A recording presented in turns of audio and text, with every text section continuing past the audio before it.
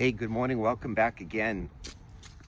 It's Tuesday morning. Okay, right now we're beginning of February. Okay, February 2022. Okay, um, let's talk about real estate as a whole. Okay, when you're going to be selling a property, no matter if it's a tax sale property, a foreclosure property that you just bought, a regular property, it doesn't make a difference. Okay, you have a buyer and you have a seller.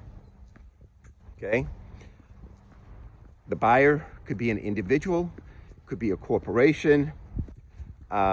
Same thing with the seller, could be a corporation, LLC, trust, however it is. But you've got two parties, okay? Buyer and seller.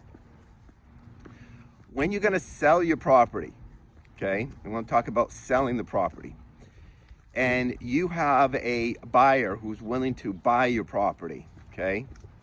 And they've written up a contract and they made an offer to your realtor that you have representing you, okay? Big thing, you have to make sure before you go into contract that that buyer is a qualified buyer, okay?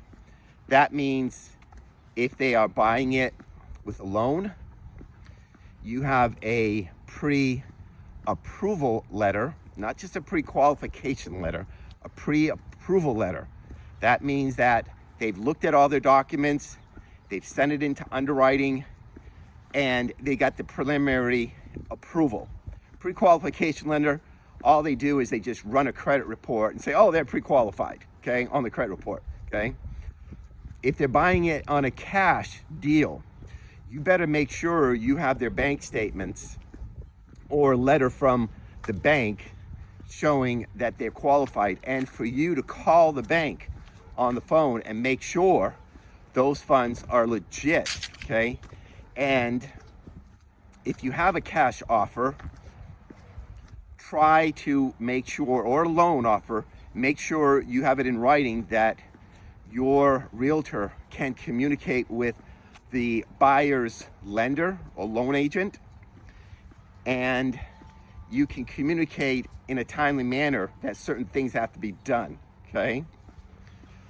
Because if you don't, you're gonna end up like me right now. It's got a buyer who's not qualified, in my opinion, and we've got to send a notice to perform to get out of this deal, okay, from this buyer.